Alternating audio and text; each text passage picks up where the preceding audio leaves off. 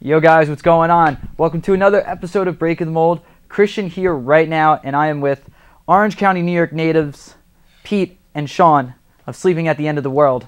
Fellas, What's up? How you doing? I'm doing great. How are you guys? Sexy. Alright, well, I introduced you guys as Pete and Sean, but who are Pete and Sean in Sleeping at the End of the World? We're pretty much just like a post-hardcore hard rock band from New York, just trying to do our own thing. I think he's asking what we do in the band. What do I do in the band? Whatever. I sing and sometimes write guitar. Yeah, and I play bass. Okay. Yeah. Alright, so post-hardcore is a pretty broad term now because everybody I feel is like post-hardcore. So who would you guys kind of like give the audience sort of like an idea of who you guys probably sound like the most? A lot of things. We get compared to a bunch of bands. Definitely get compared to Deftones a bunch. Some people at the radio thought we sounded like Refused or had like a Refused vibe. Glassjaw, like Thrice, Thursday. Yeah. Even like My Chemical Romance of the Used. Like, Yeah, they use like.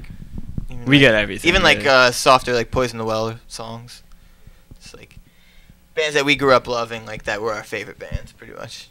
Trying to be that for younger kids, I guess. Right, I understand. Because nowadays it's just like the main and Boys Like Girls. And Yeah, like everything kind of sounds the same, and like we're doing what we want to play, and it's different. So like it's new to your ears. Like it's actually fun to listen to. Like before I was in the band, like I listened to us. So I don't know. It's refreshing to listen to, I think. All right, so now you guys have a new EP. Well, it's not new. It's been out for a little bit. Called Perspectives. Yes. Okay, and then now I hear there's a couple bonus tracks or something. Yeah, it's Yeah. actually it's been a little more than a year since that EP has come out, so we recorded 2 new songs in hopes of trying to get us some more exposure, try to shop them around, and decided to give them away for free too, because we're not trying to nickel and dime everyone for money. Just trying to get our music heard by people. Hopefully it connects. Get some attention. Yeah? I like attention. Yeah, he's an attention whore. Is he? Can you give us an example of why Sean is an attention whore? We played a show at Stillwater Inn in New Jersey, and Oh Jesus. at the end of the set, he jumped off of kind of like the monitor and broke the ceiling fan. Yeah, I jumped into a ceiling Broke fan. the ceiling fan. I had to Hide it. hide it, put it in our garbage bag in our merch bin, and like walk out and like pretend that we didn't break the fan. But we did. 'Cause we're broke. I did. That's not good.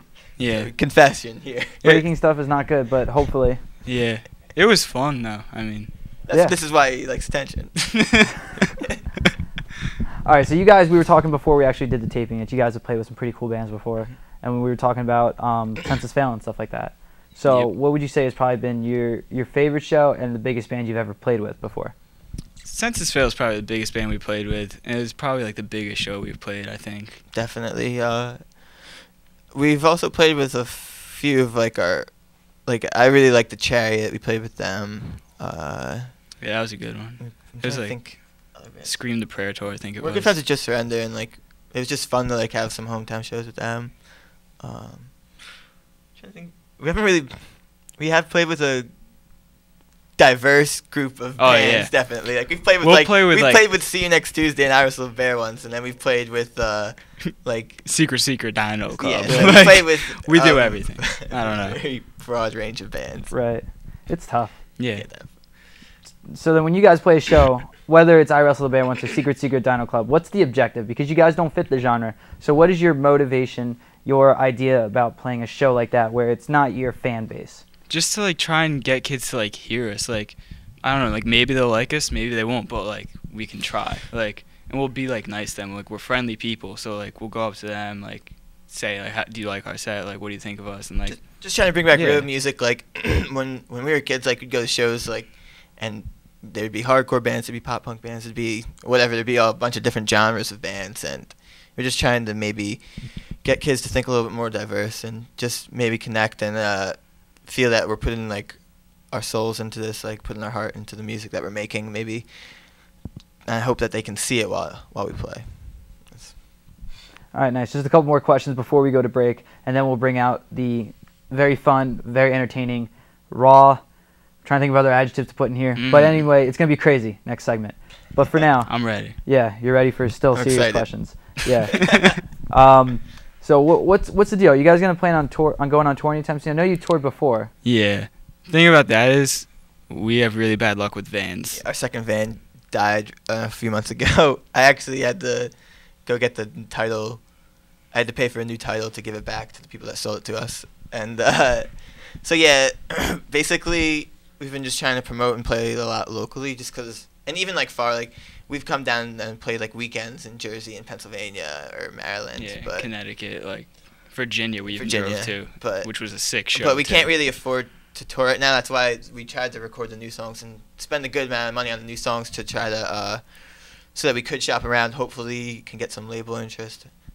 Cross fingers, and it's maybe like we can get funded so that we can Put get out a new full, van and tour, that's like, not gonna die again and Yeah. actually tour. 'cause Like, we've had 2 vans and they both broke down. Like one broke down on 80, like maybe like I don't know, an hour from here, like and the other broke further down away here from us. And I don't know. Yeah, the other one broke down on the way home from buying from it. buying it. So that was a lot of fun. But, Okay. All right. What? Yeah. What? You tell a story. I wasn't Yeah, there. you can tell the story. I think I even have pictures, but we bought the van from our guitarist Matt, who's not here. His manager had the van and was like, "Yeah, you can pay us off whenever." So we go, we register it, we get it insured, spend a good amount of money, and we take it home. And I'm driving, and I'm like, "This won't go past 45. That's kind of bizarre." And then it just cut out. But the best part is when we went to go Yeah, buy the dude. van, there was like a bed mattress like in there, like chicken feed, like Oh yeah, it was on a farm. yeah. It looked like a lot of fun.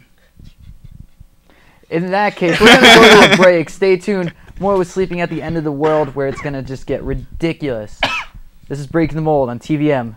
Don't touch that dial.